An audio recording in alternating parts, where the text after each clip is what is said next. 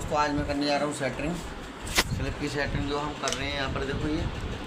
और हमारी चाय आ गई है, कौन सी रहे चाय, ये जो है यहाँ पर हमारी स्लिप की लग रही है। यहाँ पर अभी सेटरिंग का काम जो चल रहे हैं और हम बनाएंगे आज नई स्लिप।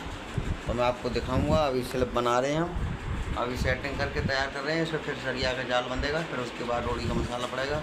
तो मैं आपको तैयार करके इसको दिखाऊंगा। अभी तो हम इसकी सेटिंग चल रही है।